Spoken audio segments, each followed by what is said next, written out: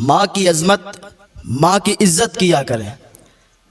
ماں کا رتبہ بڑا بلند ہوتا ہے، باپ کا رتبہ بڑا بلند ہوتا ہے۔ ماں باپ اگر راضی ہیں تو اللہ بھی راضی ہے۔ ماں باپ کی رضا میں ہی اللہ کی رضا ہے۔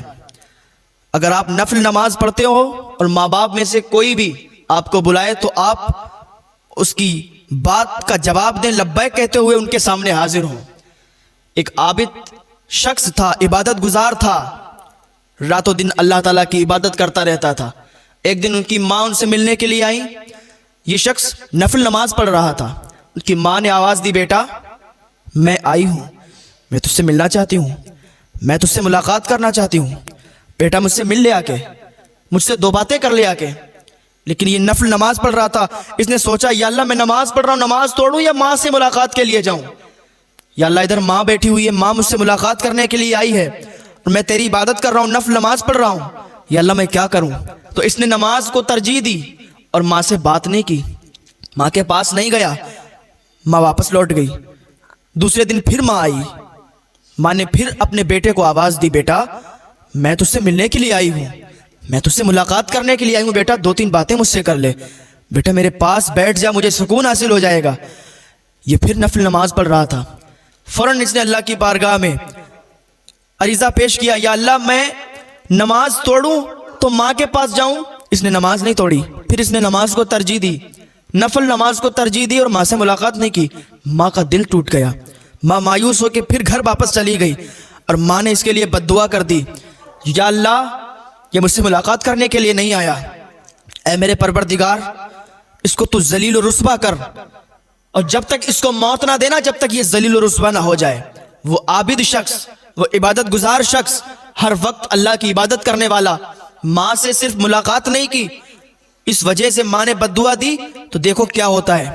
ایک دن یہ نماز پڑھ رہا ہے اور یہ جہاں پر نماز پڑھتا تھا وہاں پر ایک چرواہا تھا جو بکریاں چراتا تھا اور وہاں پر آرام کرنے کے لیے بیٹھ جایا کرتا تھا۔ تو وہاں پر اس چرواہے نے زنا کیا اور کچھ دنوں کے بعد جس سے زنا کیا تھا اس کا بچہ ہوا۔ جب وہ بچہ ہوا تو اس نے تہمت لگا دی کہ اسی عابد کا یہ بچہ ہے۔ اس عورت نے بھی تہمت لگا دی یہ عابد کا بچہ ہے، کیونکہ ادھر ماں نے بد دعا کی تھی تو ذلیل تو اسے ہونا تھا۔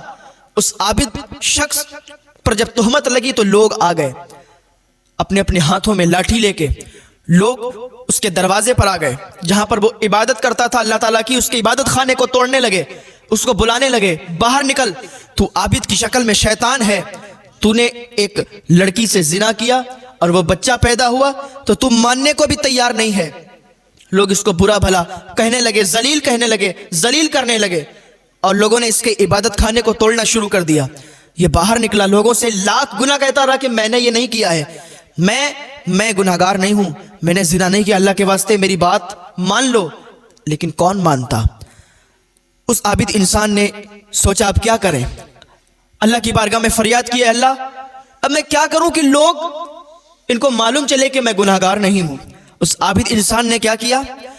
وہ اسی بچے کے پاس، ابھی چھوٹا سا بچہ ہے، اس بچے کے پاس گیا اور کہا، اے بچے تجھے حضرت موسیٰ علیہ السلام کا واسطہ ہے، تو بول اور بتا کہ تو کس کا بچہ ہے، تو کس کا بیٹا ہے۔ وہ چھوٹا سا بچہ بولتا ہے کہ میں فلاں شخص کا بیٹا ہوں، میرا فلاں باپ ہے۔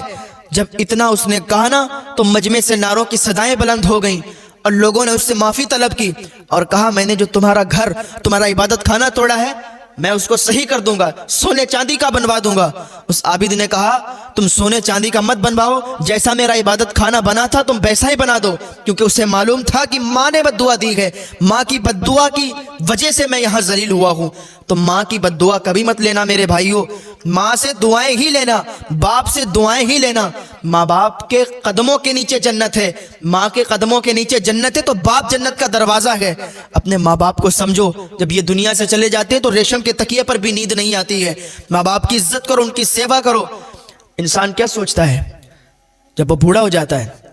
ماں باپ جب بوڑھے ہو جاتے ہیں ان کی تمنا ہوتی ہے کہ میرا بچہ ہمارا سہارا بنے گا، ہمارے بچے، ہماری اولاد ہمارا سہارا بنیں گے۔ وہ بچپن میں اپنے دانتوں سے چبا چبا کر روٹیاں کھلاتا ہے، بچپن میں انگلی پکڑ کے اپنے بچے کو چلنا سکھاتا ہے۔ ماں ایسی ہوتی ہے کہ بچے کو گیلے سے نکال کے سوکھے میں لٹاتی ہے اور خود گیلے میں سو جاتی ہے۔ ماں کی ممتا تو یہ ہوتی ہے, ماں کا پیار تو اتنا ہوتا ہے, لیکن باقی بچہ جب جوان ہو جاتا ہے تو کہتا ہے تم نے میرے لیے کیا ہی کیا ہے, تم نے کیا کیا میرے واسطے, تم نے کچھ نہیں کیا, تمہیں کچھ کرنا نہیں آتا, تمہیں سماج کے حساب سے جینا نہیں آتا, تم کچھ نہیں جانتے. اپنے ماں باپ سے کہتے ہیں کہ تمہیں کیا معلوم ہے دنیا میں آج کل ہو کیا رہا ہے. وہ ماں باپ جنہوں نے سخت محنتوں کے بعد اپنے بچوں کا پیٹ پالا ہے, اپنے بچوں کے پیٹ بھرے گئے, اپنی فیملی کو اچھا کھانا دیا, اچھا کپڑا دیا, اچھا پہننے کو دیا, لیکن وہی بچے ماں باپ کی گستاخ بنتے ہیں نا, تو ماں باپ کے دل ٹوٹ جاتے ہیں, ماں باپ کے دل ٹوٹ جاتے ہیں. اور جب بچے اپنے ماں باپ کو برا بھلا کہتے ہیں نا, انہی ماں باپ کے پھر منہ سے بددعائیں نکلتی ہیں, وہ بددعائیں فوراً قبول ہو جاتی ہیں.